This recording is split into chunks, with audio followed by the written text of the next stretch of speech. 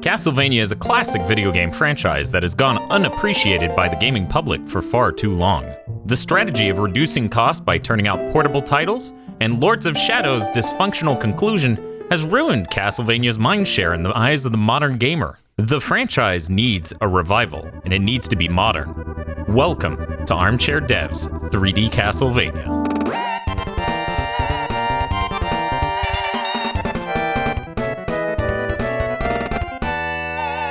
Hello, I'm Dan Video Games, host of Armchair Devs. Today, we're going to take 3 different pitches for a new 3D Castlevania game from our contestants. But before we hear their pitches, let's meet our contestants.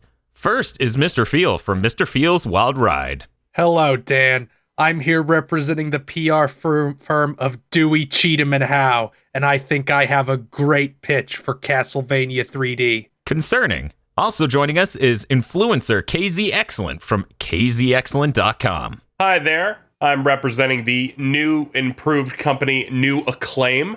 Excited to give my pitch for this Castlevania game. Doubly concerning, and Bob from GigaBoots on YouTube. I'm here to continue my winning streak. God! Castlevania 3D will win Game of the Year. Well, this episode's over. Feel said it first. Son of a bitch. As you know, on Armchair Devs, we take pitches from each of our contestants and decide which one we're going to greenlight based on random questions. I don't ask them all equally. But first, we need to hear their elevator pitch. So, Mr. Feel, you're going to have 30 seconds to give me your elevator pitch on your 3D Castlevania game, and it'll start from the moment you start talking. Konami has tried a lot, and it's all failed. There's only one way forward. Castlevania doesn't need complexity or innovation. Castlevania needs the AAA method. No untested mechanics, a cinematic story, cheap and shallow references to previous games that make you clap, a sad dad walking through snow, and a title as simple as the people who will be purchasing this game. Castlevania. Just Castlevania. And time. Thank you very much for your succinct pitch. I feel like I disgustingly am knowledgeable of your pitch already. Thank you so much. It was dripping with information. Let me just type this into my notes. Lords of Shadow 3. Okay, there we go. KZ Excellent, you have 30 seconds from the moment you start talking. Castlevania has defined gaming throughout the years, from the classic side-scrollers, the 2D exploration RPGs, and the masterful 3D epics with Lords of Shadow. This series is always about pushing the envelope and reinventing itself with current technology. And we are now here to bring Castlevania to the next generation to instill fear, action, and modern sensibilities to the horror action classic. Step back into Dracula's castle with Castlevania, Reverie of Cohesion. Oh. And time. Yet again, a very succinct pitch you've got here. Let me just write down some notes. Okay. Very nice. Okay, Bob, you have 30 seconds from the moment you start talking. Castlevania Symphony of the Night is a reimagined version of the PS1 classic. Like the original, it will set a new standard for action RPGs. A highly customizable move system paired with DMC-style combat and a large interconnected world will take the genre farther as ever has gone before. Actually wrote it down this time. Oh, that's a good tip. I'm shocked. Very helpful. Okay, so we've got 3 pitches here. Never would have imagined these pitches before today. We've got Lords of Shadow 3, Symphony Night again, and some bullshit. What are you talking about? Castlevania Reverie of Cohesion. Sorry, that's what I meant to say. Castlevania Reverie of Cohesion. It's very cohesive. It should be higher. We'll see how it does. Okay, I just have a couple questions. By a couple, I mean several, to ask each of you at random. We'll go ahead and start with Mr. Feel. Mr. Feel, your pitch, though mildly condescending, did seem rather on point. But I have to ask you, what is the driving force of the sadness in our Sad Dad Simulator? Well, you play as Simon Belmont, a disgraced knight of the church with a drinking problem and a dead wife. When Dracula's castle appears in the middle of his city, his son is kidnapped and he must travel inside to defeat Dracula, being very angsty about how he could not protect his wife and may fail to protect his son. I hate that I love every word you just said. Okay. KZ, I have a question for you. What do you think is the most cohesive element of your game, Castlevania Reverie of Cohesion? Now, I think what's going to be really, really cohesive and works within the game is that so many people are going to play your Castlevania games. And sometimes you don't have a lot of time. You want to come back to this every so often, tell your friends about it. So what makes it so cohesive is that Dracula's castle is truly random. Oh. And we do this through procedural generation. There are over 666,666,666 versions of Dracula's castle. Every time you go, it's something new and different. Because yes, we have roguelike 3D AAA elements for Castlevania. Wow, that seems like it has some real strong replay value, and everyone has a unique story coming out of it. Almost like immersive storytelling. Yes, because while a lot of Castlevania games love their lore and love the story that they give you in cutscenes, we will be scaling back on that because the story is with your weapons, your sword, your whip. They all have a story. How did you get them? Who did you fight to obtain them? Where did you die? You determine your story through your play experiences in our Castlevania Reverie of Cohesion Games as a Service. Games as okay. There we go. Got it. Okay, Bob, I have some questions. Sure. What is Castlevania Symphony of the Night? Well, you play as Alucard, the son of Dracula. Okay, got it. You go into his castle. Mm-hmm. You're going to have a hub in this castle. Wait. Do you go into Alucard's castle or Dracula's castle? Dracula's castle. Got it. Okay. Is it a real castle or a mine castle? It's a real castle. Surprisingly. Dracula's there might real be castle. Got it. There is an alternate version of this castle. Mm-hmm. The less real, the reverse castle.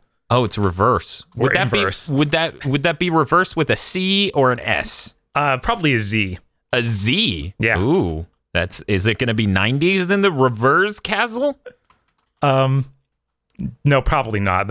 That's really hard to work in. Okay. Is it literally identical? No. Okay. It will be redesigned to promote proper, like a real new area instead of just flipping it upside down. We'll rework things. Okay. This is a 3D action game after all. You can't flip the zones upside down. It doesn't work like the old days. One might argue it didn't work that well in the old days either. But, no. But you can pretend. Okay. You can at least... it is traversable. Gotcha. Able to be traversed. There is a reverse castle. There is a normal castle. You are Alucard. These are all very good inklings about the pitch you're giving me here. But yeah, there's like a... no, we're done talking to you.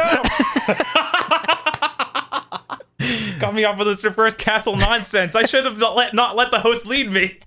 Mr. Field, I have more questions about your pitch here. Small question than the actual question. When I hear your pitch, I think, AAA experience. I think really good cinematography, motion capture. It's going to be very visceral and immerse you in the performances of the characters. Am I right to assume these things about your game?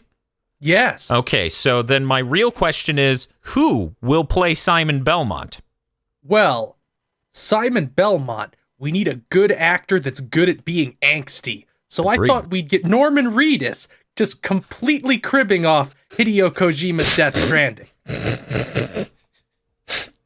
That's a good pick. I really like it.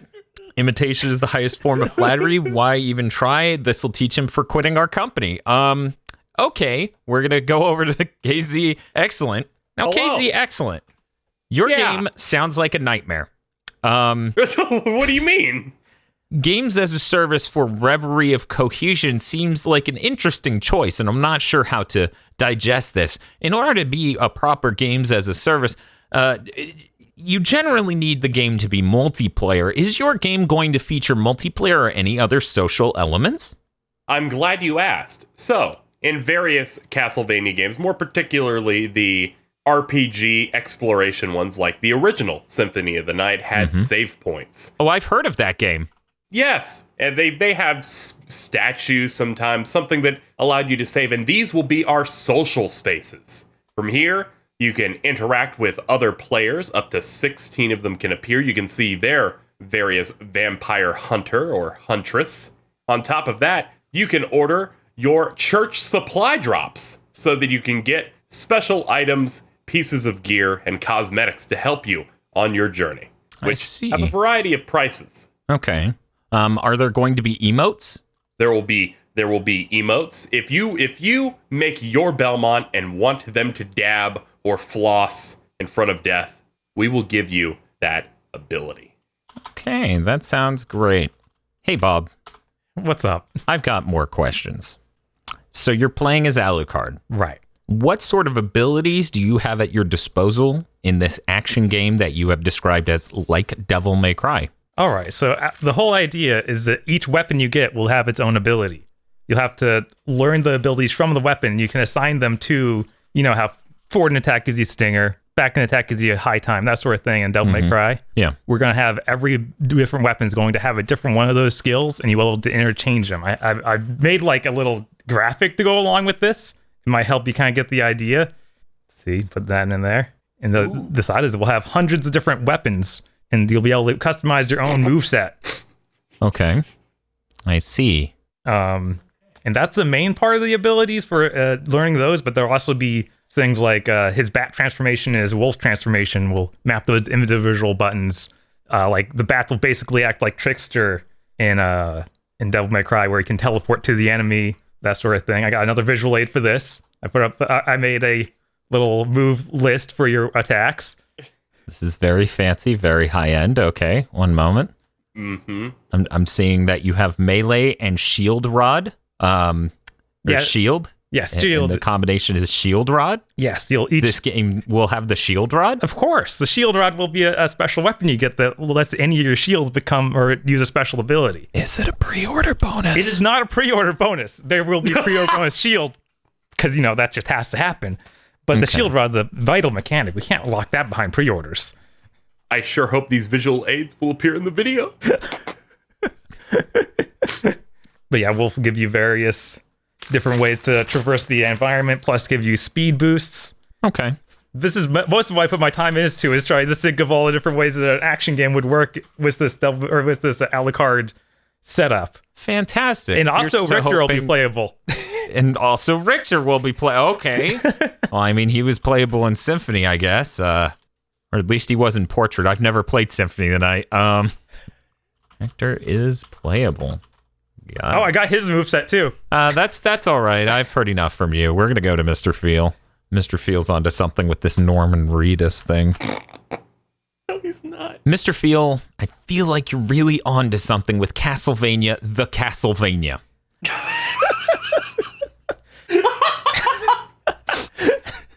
Is it abbreviated once and then spelled out? CV Castlevania?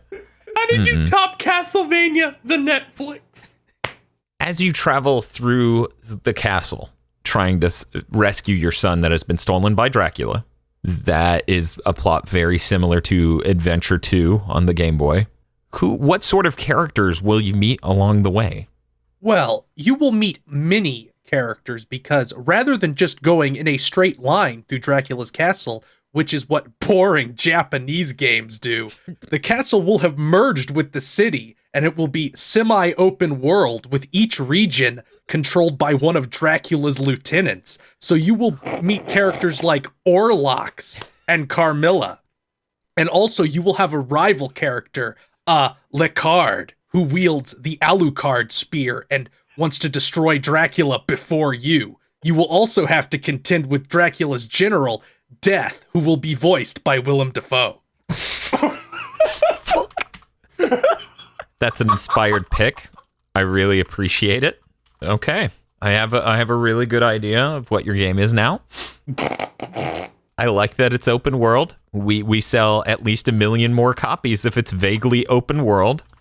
Okay. KZ, tell me, what is the plot of Castlevania Reverie of Cohesion? So, the year is 6,437. Castlevania, Dracula's Castle, has returned. And it's shooting out this dark energy that cracks the sky. As millions of demons descend upon the world, it's up to you, your Belmont, which you can give a name and you can choose the gender, of course. You must go into the castle and stop whatever is happening and ultimately, maybe, face off against Dracula. This is your Belmont, your story. Your Belmont, your story. It has a good ring for it. You also have a dog. It's a robot. And robot dog. Okay, got it. Thank you very much, KZ. Now, Bob. What's up? Some people may look at the title of your game, Symphony of the Night, and think it's that boring old 2D game again, and that they have played that or watched a Let's Player play that, and that there's no reason they should pick up this new game. What is going to be the cornerstone of marketing to let them know that this is a whole new experience? Well, basically, no one's actually played Symphony of the Night. Oh, okay. Okay, let me... It's the one everybody knows, so they'll see, that. hey, it's Symphony of the Night. That's the good one. I always hear that one's great. And just like with Resident Evil 2, we'll have trailers out that are clearly way better looking than the old game. Mm-hmm. And people will just immediately be like, okay, old people who actually did play the game, perfectly willing to buy it again. They're in the loop. Mm-hmm. But anybody new will be like, oh, that must be the one everybody knows about. This is the good one. It's on store shelves again. It must be really good. How do you plan to counter the people who fight back against remakes where the mechanics are drastically different than the original? For example, people who don't want an action-based Final Fantasy VII remake. I'm going to wager that they are a vocal minority. Okay, people who bitch are a vocal minority. Got it. And try and win them over by saying that this is a great new game. It's not the same game, but that old game doesn't need to be remade. It's already perfect. Okay, and lie. Got it. Mr. Feel. Yes. Now, you said a lot of words. Many of these words led me to believe that this will sell well as a Castlevania game, but I need to be convinced that this will sell well as a modern game. What about your game will differentiate it from the rest of the open world bullshit action genre? Several $1 million of marketing. We're going to outspend Ubisoft. Okay. What will make your game better? You'll pay more to make people care. Got it. I'm writing it down. Got it. And we're good. You asked him a question. He said, "That's your fucking problem." I gotta respect that. Gotta respect that. KZ, I was wondering, does your game fit into the pre-existing timeline, or is this a reboot? This does, in fact, fit in the timeline.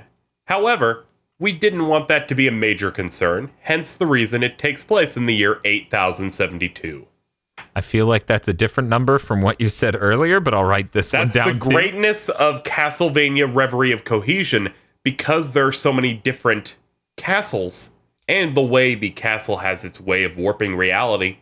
You could end your game at any time. I see. Okay. Just didn't write it down. Games can take over 1,000 years. Got it. Wrote it down. Well, it's in the same way that you go to space and then you come back and you're like, it took 10 minutes for me, but oh man, my baby's 30 now. It's like that. Okay, Planet of the Apes, Castlevania. Got it. Yes. Got it. Okay. Also, we have The Rock. Wait, like Dwayne The Rock Johnson? Yes. Well, why didn't you say that sooner? You just wasted my time. Yes, he's Dracula. He's cyborg Dracula. Thank you, KZ. Mark IV. I appreciate your pitch here. I'm going to have to go to Bob for more questions. What's up, Dan? Of course. Now, Bob, the last time we spoke, you said something about people who don't want it are nobodies, and we should ignore them. And then when they say we're wrong about something, we lie to them. I like all of these. These seem like valid strategies for marketing our game. Because you're very right. I feel like the people who complain about the original game being perfect are just old, and they are not positive people. They are negative. They anytime they're positive, they're falsely positive. So I feel like we don't want to earn their trust because it would cost too much money and compromise your beautiful vision for a game. But I have to ask you, what's your DLC plan? All right, my DLC plan. It's going to have a season pass. Oh. This season pass will have Maria mode, a whole bunch of outfits for Alucard, because, you gotta... I mean, the game itself is going to have customizable capes. We'll have lots of different capes to find, and that'll be cool. Visual elements, but we want full outfits in the season pass. Oh, nice. Okay. New parts of the castle to explore, new bosses. We'll have a whole new story segment with Galamoth, and a secret boss, Raiden from Metal Gear Rising. What? No way! Holy shit. Oh my god. One moment. I can't. Follow-up question. Okay. Is your game gonna be Game of the Year? Of course. Every time. That composer is gonna be back for just that boss fight. Oh wow, really? Of course. Very incredible. Awesome. I love it. Let's see. Will be Game of the Year. Okay. Okay, we're now at the part where I'm going to let you all tell me something about your game that you feel is critical to the game, that I have not asked you a question that has given you the opportunity to talk about it up until this point. Mr. Feel, you can go right ahead. Well, one thing that's important when doing a game like this is lying to the fan base and convincing them that you really do care about this franchise and aren't making a cynical cash grab with just all the big trends in it. So, while Simon Belmont will not use the vampire killer as a weapon, he will acquire it in order to unlock his Devil Trigger-esque super mode. And to prove how mature and how much we care about Castlevania, when using this super mode, he will cry bloody tears. Thank you very much. Give me just one moment to finish these notes. Well, that was a lot to deal with. KZ, let's go ahead and hear about your game. So, as you complete your runs, interact with your friends online, acquire new gear, and finish everything there is to do, as you play, this is a games as a service. Many people are doing their runs. They are filling an invisible meter. This is the Dracula Apocalypse meter. And as it fills throughout the game's lifetime, you will see an eclipse up in the sky slowly and slowly start to come into view. And once it hits, a big event will happen, and the castle will change forever. And it's at this point we activate the Invertido mode, in which the entire place goes upside down. And everyone has a free route toward the final boss, where you fight an even more powerful version of our Dracula, our cyborg Mark IV, Dwayne "The Rock" Johnson Dracula. And will lead to a secret ending that will give you a taste of what's to come in the future for this game. Full ending, which is a cock tease. Got it. Okay. Bob, now, like with the others, I just need you to tell me something about your game that I haven't been able to elicit from you with my questions. Go right ahead. All right, so there's going to be a central hub in the castle that you can come back to, and you'll keep getting more and more NPCs that show up there who've run shops and that sort of thing. And you'll even find old bosses there, like say you beat the Wolfman. He shows up there. A succubus, maybe. We're going to expand more on the lore of Alucard's mother, and we'll learn about the Alucard sword. Because in the old explanation or old game, we just get tiny tidbits about, oh yeah, these were her weapons. We're gonna find out what that meant. Oh, I see. Okay. Delightful. Thank you all very much. I feel like I have a lot to mull over here. But before I go and do that, it is now your turn to ask the other contestants about their game. Mr. Feel, you may open volleys on your competitors. Bob, What's up? what changes, if any, will your remake be making to Symphony of the Night story? It'll be expanding on everything, so it'll have free reign to change anything it needs to about the story. Like I said, we're gonna expand further on his mother. We're gonna probably have some of these bosses survive, actually have character behind them. Oh, you're right. And Richter's going to be a rival character who shows up a lot more frequently, and you'll have direct interaction with him instead of in the first game where he really just interacted a couple times and then hung in the background, and then you fought him at the end of the bad run, and that was basically it. Now he's going to be somebody you interact with, kind of like your Virgil. You like Devil May Cry is what I'm hearing. What? No way. KZ, Yes. who will be doing the character designs and enemy designs for Reverie of Cohesion? All right, now the character designs, I've been going back and forth of various artists that could fill this role, and thinking about who we would who would possibly be a good fit for 3D action. You think about we don't want it to look too cartoony. We want something mature, something that works. So we decided to look at like who have we had do designs in the past. So we decided to bring back the character designer from the Silent Hill series for games like 1, 2, and 3. And are bringing them back to do designs for our Castlevania game. Will Pyramid Head be able to spawn in the castle? Now that's a very interesting point where we were approached on whether we would do that. And as I mentioned before, there was a special event that happened in the game when the eclipse occurs and the Invertido event occurs. And what you'll find is at the bottom of the castle, if you open a door, is you enter a location that we simply call PT, in which you will encounter the ultimate challenge against Pyramid Head. Voiced by Patrick Stewart. Good to hear. Bob, you may now ask your other competitors about their game. Okay. Feel. Is your open world like an Assassin's Creed style open world where you go to a hub or where you go to a tower in each area and unlock a bunch of little missions that are highly similar to each other in each area? It will not be a tower. Each region of the city, you will have to acquire a map from that region's Mirror of Fate. I wasn't ready for this. Yep, I'm tasting blood. KZ, Yes! does your game take any inspiration from a game that might start with dark and end with some S word? Trying to think about it. Some S word. Okay, that means it can't be Dark Void. I wasn't really thinking about that. Dark Sector? I don't...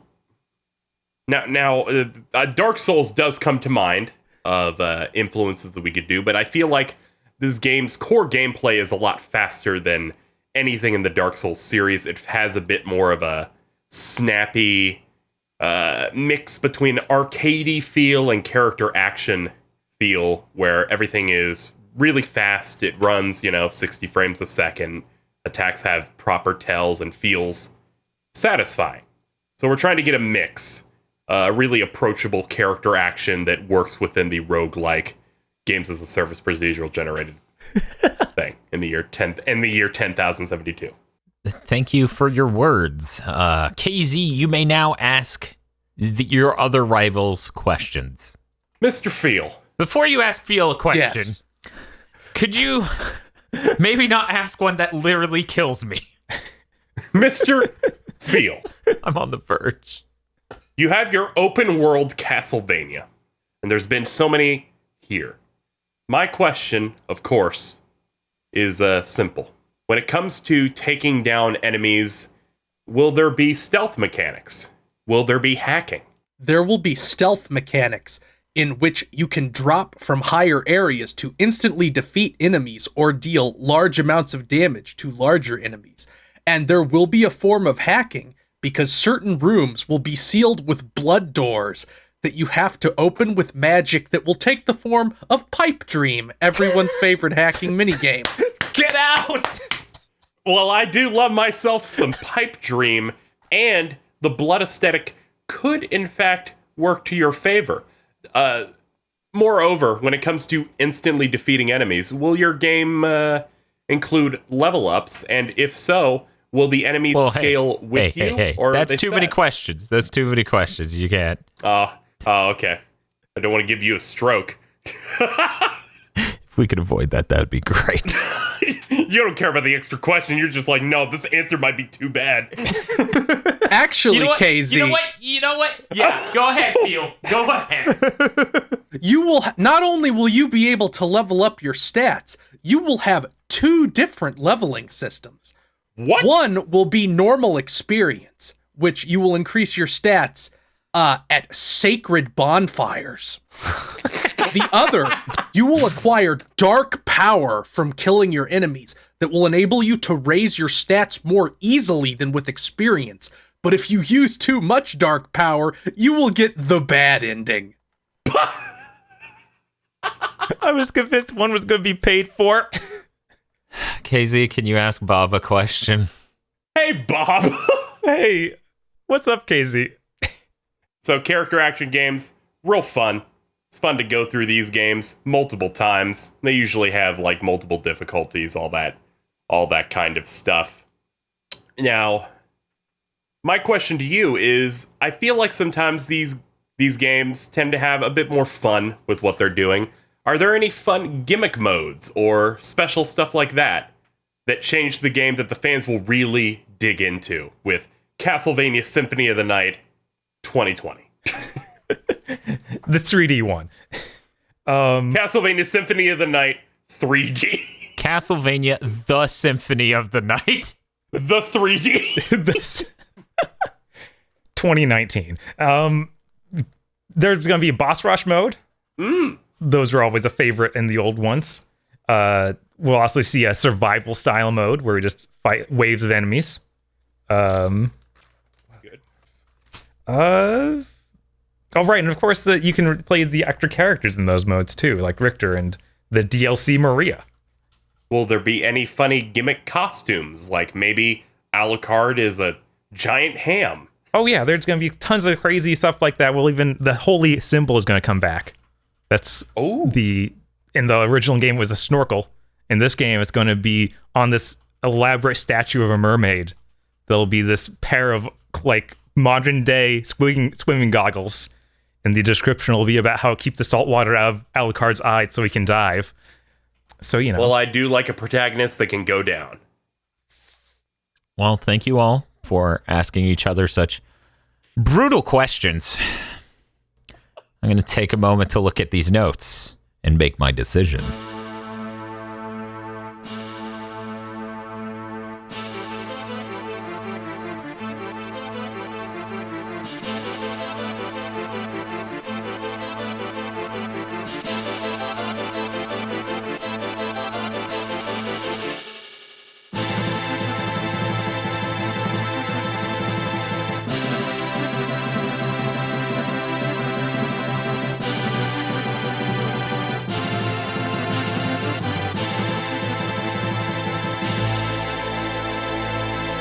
Okay, let me go ahead and talk to each of you about specific things about your pitches that are promising, and then at the end, reveal in a twist who actually won. Mr. Feel, I really like your strong sense of casting, the strong story angle you have going on with this. I really appreciate the vampire killer giving you bloody tears mode, and that being a devil trigger-like thing. Is very aesthetically cool and gothic horror. I feel like we might sell a few extra copies just because of that. And I really appreciate Willem Dafoe as Death. Also, spending a shitload on marketing is, it just works as it turns out, so might be valid strategy. KZ, I like how you represent the nature of the chaos of the castle by not even knowing what year it is. I appreciate that. I like the idea of 94,000. The pseudo multiplayer with everyone building up the Dracula apocalypse meter in Invertido mode that secretly unlocks PT. I really like that. I think that's very good. I'm not sure about these Destiny weapons, and I'm not sure about this game as a service. I feel like you're just speaking some lingo to me to maybe sell me on it. It's a living game. You will be making money. I hear that the time. I hear that, and I'm thinking it over. But I do like the robot dog. Blood slot machine. So we're gonna move over to Bob. Bob? Yep. Symphony Night sure did sell the first time. So I like your cynical approach to remake the successful one. I appreciate that it is now not a bad 3D action game like some of the ones we've published in the series before. I appreciate that you are planning out not only good content to ship with it, but good season pass content like Maria Mode in the new castle regions. Also, I hear Devil May Cry is a good game, so the part where you said it's just Devil May Cry was pretty convincing. Hey, it's customizable Devil May Cry. Okay, so it has come time for me to reveal whose game is going to get greenlit as our new 3D Castlevania game. The winner is Bob. I only picked Bob because his pitch doesn't taste like pennies. Bob, the things I liked about your pitch were, it isn't a fucking nightmare like feels. Which was... What about me? I had a perfectly good pitch, asshole. 3 fists amazing, and 2 fists caustic acid on my face. I feel like your pitch is a very safe one that will both pander to old fans who want to see Symphony of the Night again, and maybe get some new people who want a fresh game that is actually compelling, mechanically speaking, and trying for something new, despite wearing the skin of our most successful game. I also like that it's not games as a service that's single player, except for hub areas where you can dab and floss. I really appreciate that about your game. I disconnected this from the lore. It takes place in the year 1999. Hey, this is perfect. We're talking about Bob's pitch right now. The one that's not fake Destiny. It is not fake Destiny. And it's real Destiny. The real Destiny was going to come out next year. I really appreciate the way you're going to tell people who are fanboys of Symphony of the Night to suck it up, and that they're little baby bitches who don't represent the majority of fans of the series. I appreciate you saying, fuck you, we're making a remake anyways. I really do think your pitch out of all 3 of these is the safest, sadly, and probably the best, sadly. So thank you for Devil May Cry, the Symphony of the Night. I look forward to letting you make this game and drinking a lot over the next several years. And thank you all for watching this episode of Armchair Devs 3D Castlevania. Thank you for listening to this episode of Armchair Devs. Podcasts like this and Big Think Dimension are only possible with viewer support. If you'd like to help us in the fight for good content, please show us your support over on patreon.com/gbpodcasts, where you can also listen to the extended pitches that couldn't make it into this episode.